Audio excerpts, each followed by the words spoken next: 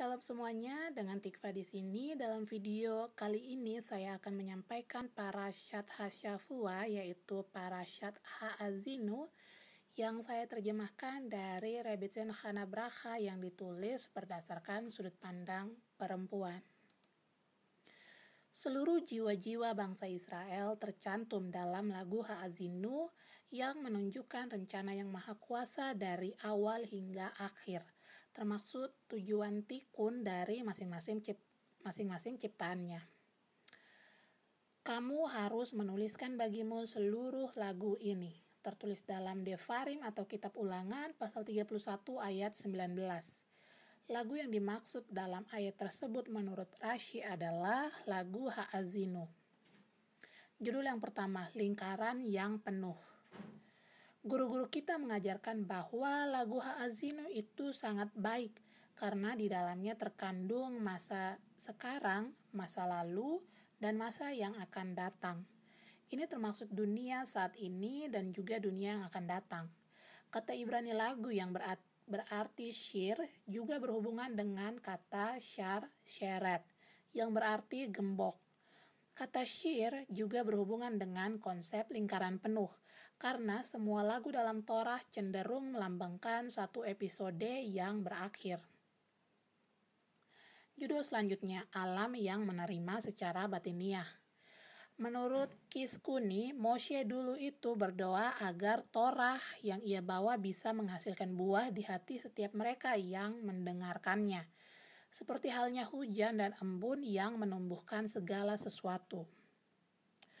Berikanlah telinga Ha'azinu, ya surga, dan aku akan berbicara, dan mendengar Tishma, o bumi, kata-kata dari mulutku ini. Yang didoktrinkan kepadaku akan jatuh seperti hujan, dan omonganku akan mengalir seperti embun. Tertulis dalam Devarim atau Kitab Ulangan pasal 32 ayat 1 sampai dengan 2. Surga itu melambangkan maskulin, sedangkan bumi melambangkan feminin. Maka dari itu disebut Mother Earth, atau contohnya dalam bahasa Indonesia adalah negeri Ibu Pertiwi, bukannya negeri Bapak Soekarno-Hatta.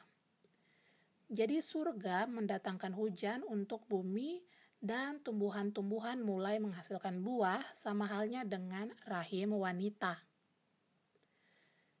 Kabalah yang adalah seni hubungan antara Hashem dengan manusia, secara metafora dapat juga diartikan sebagai hubungan yang saling memengaruhi antara energi maskulin dan energi feminin.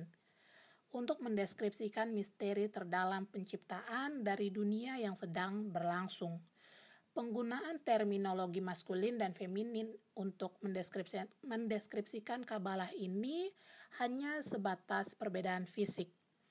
Si pemberi aktif dan yang selalu berinteraksi keluar disebut maskulin, sedangkan yang lebih fokus ke dalam si penerima dan yang mendirikan prinsip-prinsip disebut feminin.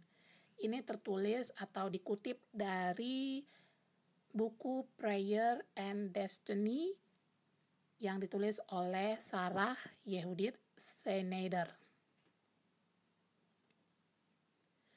Judul selanjutnya, embun yang melambangkan wanita.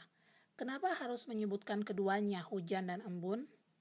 Hujan yang jatuh dari surga itu pasti dan penuh tenaga, atau kuat yang cenderung diberikan secara umum atau universal.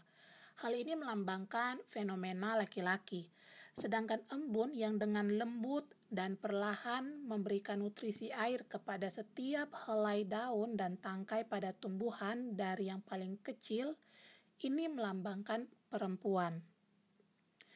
Tahu tidak kalau hujan dan embun itu sama-sama datang dari atas? Hujan itu sangat kelihatan kedatangannya, tapi embun, mana kita tahu kedatangannya? Tiba-tiba saja di pagi hari dia sudah menutrisi semua tumbuhan tanpa terkecuali dan tanpa kita sadari kedatangannya. Perlu diingat bahwa embun itu bukan berasal dari hujan. Itu adalah kedua hal yang berbeda. Maka dari itu peran perempuan kadang tidak begitu terlihat langsung, tetapi sebenarnya sangat dibutuhkan juga. Dalam beberapa hal memang kita membutuhkan hujan untuk bertahan hidup, Tetapi jika masa hujan itu terlalu banyak, kadang justru bisa mendatangkan musibah seperti banjir dan lain sebagainya. Maka dari itu, kita juga butuh embun yang berperan sama dengan hujan tetapi lebih lembut layaknya perempuan. Rashi menjelaskan alasannya Torah menambahkan kata embun karena kadang-kadang hujan itu mengganggu kita. Contohnya, ketika sedang berlibur lalu hujan. Hal ini sangat mengganggu. Tetapi embun, semua orang itu menjadi tersenyum dan senang hati ketika bangun pagi dan melihat embun. Judul yang selanjutnya, sejalan dengan kehendak yang maha kuasa. Or HaChaim mencatat bahwa kata kerja yang tersambung dengan surga ditulis dalam bentuk aktif, yaitu ha'azinu. Sedangkan yang tersambung dengan kata bumi ditulis dalam bentuk pasif atau tishma. Berdasarkan penjelasan di atas, surga melambangkan maskulin sedangkan bumi melambangkan feminin. Maka dari itu laki-laki seharusnya lebih aktif mendengarkan Torah Hashem, sedangkan perempuan secara natural akan menyesuaikan dengan laki-laki.